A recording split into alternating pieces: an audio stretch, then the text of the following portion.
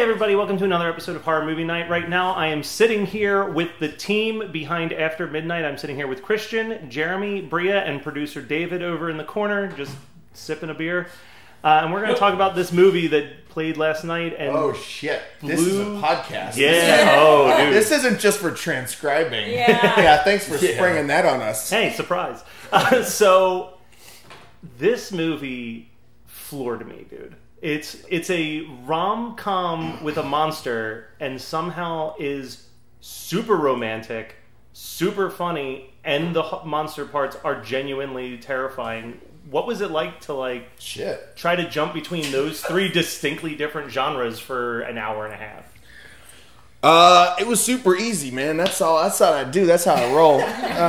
No, it was I mean, that's I feel I get that a lot, and I think that it's just kind of how I write. I feel like I'm always going to write a little bit of human drama, a little bit of romance, a little bit of comedy, a little bit of horror, because I think that's how life is. I feel like everybody thinks everything has to be in one genre all the time, and I'm like, I don't know. I wake up and I want to die, and then I'm like, oh, Dave walked in, it made me laugh, and I'm like, okay, now I'm having a good time. So I think it goes up and down. Just I think that the movie kind of naturally, organically goes up and down the way I think life does, and everyone's always shocked. They're like, "Wow, whoa! There's a funny moment in this monster movie." And I'm like, "Yeah, chill out. That's a good thing." And I'm worried that people are like, "It's not a horror movie because of this." Dude, people complaining about comedy and horror is the most unimportant opinion I've ever heard. Yeah, people who do that are on YouTube. Because it's to me, I think it makes the scares better. It gets you relaxed, and you feel like, oh, okay, this is fine. And then, someone shoots a shotgun and something terrifying happens. Right, and those are they're also two very similar emotions, right? They're like spontaneous reactions, like a laugh or a scream, I don't understand why there needs to be a separation. I also think you need that levity to you have to build the tension, and then the laugh is what lets you. It's a release. It's like a permission for the audience to breathe. Yeah, it's like an orgasm. Sort of. I don't never had one. We know, Dave. I don't think it's an accident that some of the best horror films in the last couple of years have been written by comedians, with Jordan Peele and them stepping in. Exactly. It takes a lot to write a punchline. I am like Jordan Peele. Yes, right. That's what I'm trying to say. Danny McBride. Yeah. That wasn't a question. You were just comparing me. I'm just this is how I get you to loosen up, bro. It's called compliments. So speaking of compliments, so this will sound backhanded when I don't mean it to. You really challenged the audience with a 14-minute long back and forth monologue, which you talked about a little bit during the Q&A after the movie, but obviously not everybody that's listening got to be at the Q&A. So I'd like you to kind of elaborate on that story a little bit.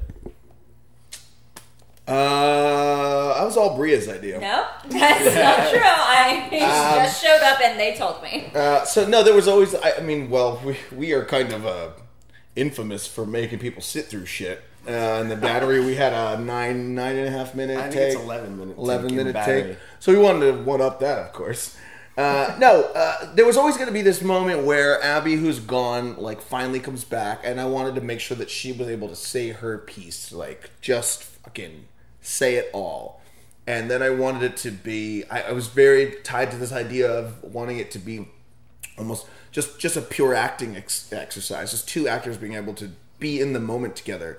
So, we even have the proscenium arch of the doorway, and then at the end the doors close, the curtains closing. I wanted to be very theatrical, and then Brea's like, I didn't do theater. No. I'm used to being able to cut and and set up, and I was like, oh no, this is gonna be great. And I think you were a little scared. And 12 takes later. I think she was a little nervous about that, but we actually we cleared the entire frame of crew. Nobody was in front of us; it was just us, and everybody just went around the other side of the entire house, and we just got to sit there and be in that moment together. And it was, it was really rewarding for me. I know after take 5, you had to take a fucking break. Yeah, it's a lot. I mean, I have a lot of words to say. All the best. A lot of feels to feel. A lot of feels to feel, a lot of words to say. But when I read the script, the monologue was the thing that made me like really, really want to do it. So when I read that, I was like, it felt so true to me and so written. I mean, I've said this multiple times, but there's not that many parts for women in their 30s and 40s, and especially not ones written where you're like a full person, where you have feelings, jobs, a full life happening. And so when I read that, I was like, oh, this is a conversation that I've had with millions of women. Millions. I don't know. Millions of women. They all have binders. That's an old joke. Thank you. Thanks. No, well, I've had conversations with lots of women where you are it's just the relationship conversation that you're having where you're frustrated and you're just at a certain age and you're just like, fuck this, man. Like, and that, when I read it, it felt so true to me that I really wanted to do the movie. So when we had to do it in one take, it was like, fine. And then, but we were like, okay, we're going to get traditional coverage because they're going to want us to. But we really wish this would be in one take. And then after like take 4, Dave comes over and he goes, hey, we're just going to do this all in one, right? And I was like, fuck yeah, we got him. Like, because we really thought they were going to make us do it. Actually, I think I told you, if you don't want me to try to cut this up, don't get any coverage. Yeah, well, that was another thing. Is if we had other angles, they would have made us try to do it traditionally. So we just didn't give them an option. I remember, I think you said like Justin was like, you guys didn't get any coverage on that? Nope, sorry.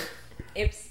Now, Brea, you had memorized the monologue once before that, though, right? I did. Yes. Why? These guys... Things were going good, thanks. And, so Dave Lawson texted me and then called me at like 10 p.m. on a weeknight, which is late for me, just to let everyone know. I was shooting night. She was asleep for 3 hours, man. Already, I know. And he was like, would you want to do this movie? Here's the script. And I read it and I was like, oh my God, I want to do this movie. I'm so excited. And then he's like, cool, you have to audition. No one knows if you can do this. And I was like... And I was so offended, and I originally said no, I wouldn't audition, or I kind of like tried to like tap dance around it, and eventually he was like, other people are going to audition, so if you want to be in the running for this, you have to do it. And I was like, oh. And then they sent me like normal auditions. How are you still friends with me? I know. I'm so how am I friends with any of you? And then they sent me like normal audition side scenes, and so I recorded those, but then I also, because the monologue had meant so much to me, I went and recorded that as well. So I learned it and just did it they didn't ask for it, but I just did it. Did you do it because it meant so much to you, or did you do it as a fuck you? It was a fuck you also. Yeah, because we got you think I can't do this role? Tell me I can't do this role, because if I can't, here it is. Like, I mean, you're gonna know whether or not I can do it based on this. Yeah, it's like you get all these audition videos, you're like, wait, why is this one 12 minutes long? Oh, she did the whole fucking thing. And I think at the end you were like, No, I didn't. No, but she didn't flick me off. But I was kind of like, listen, I'm either you're going to hire me from this, or you're not going to appreciate it, and then we shouldn't work together anyway. Look, we're just the filmmakers. We didn't do that. Yeah. We're all we all like to push the blame on who made Brea audition. I feel like the only way that story could be better is if it's revealed that you guys were just fucking with her and always intended to cast her. You're just like, let's just see what she does. Let's do that. I would be very angry. No one ever said anything else. Yours was the only one. That better not be true, and if it is, I'm even angrier. Hey, we're motivating you. That's what I need, is more motivation. We're pushing you outside your comfort zone. We did reveal earlier that this was funny though. No, people did audition, but it was funny because we were saying in the last interview that we Christian and I had to do a video to pitch Henry to be in the movie, and she's like, "You fucking auditioned for Henry to give him a role?" I didn't mean audition. I was like, I'm sorry, Henry Zabrowski. I feel like I was on Heroes like 5 years before you were. I've been doing this shit way longer than you. It's like, I'm texting Henry the moment we get out of here. By the way, that sounds like you like singing Lisa Loeb's song for Lisa Loeb. Like you're auditioning for Lisa Loeb. No, that's fair though. I get vote. Oh, so there are shades. Listen, it goes Lisa Loeb, Brea Grant, Henry Zabrowski. There's a big jump. There was no one else. I'm sorry, Henry. I'm sorry, Henry. Now, Christian, you shot the movie. There's some really, really cool moments. I don't want to spoil because I want people to actually go and see the movie, but I'll just say the shotgun sequence at night is probably one of my favorite things I've seen in any movie in the last couple of years. Awesome. That was in the script. And it was. I wrote and it was and I read it, and I read it, and went, how the heck do you shoot that? Like, I didn't know how to shoot that. And then I was like, you know what? The easiest thing to do is we just shot it with light. And then put it in post, like, you know, we put a frame of it, so it just flashes when he shoots the shotgun. But that was actually, and we also shot it. We had to shoot the running in reverse. Remember? Oh yeah, well that was other shit. That was just because we didn't have enough. We didn't. Yeah, have it did feel complicated because I always wanted there to be a scene in the script where like it was lit by shotgun blasts, and it would fade out, and then Chris was like, how could we do that? And then it was like, oh, we'll just crank up a light, leave the light on the whole time, and then we'll just darken it later, and then just give it a frame. Yeah. And I don't think anybody knew what we were fucking doing, though. I don't doing it. I still don't know what the fuck we're doing. Because I was like, shit. I have nothing. So the script does follow a very non-linear storytelling. When you were crafting this, did you kind of have the timeline already figured out, or as you were writing it, were you kind of figuring out what happened in the past and the future simultaneously? I never know what the fuck's going on in writing. Like that's to me, that's like a blind, just a blind journey. I have no idea where I'm going. But I did know. All I knew was that Abby was gone and Abby was going to come back at some point, and I had to connect those two things. I usually I'm very bad at plotting, but I always have one thing I'm going for, and so I knew that she was gone. I knew she'd come back, and I was like, where are we going to meet here? And I started to knit those things together. And I always knew that I wanted to make sure that because she was gone, I didn't want to vilify her. I wanted to be able to see her, you know, when things were good. So the flashback things were always a part of it. The birthday party flashbacks were always in there, but we were able to move them around in post to actually kind of drop them where we wanted to. That was a nice. They were a nice non-linear thing where we could pop them in here or there, and it didn't matter. I think like some of them were like not in the spaces they were in the script, but that structure was always there. Well, and it really helps make every one of these characters feel human because they're not perfect. Every person in this movie is flawed in some way. I'm not.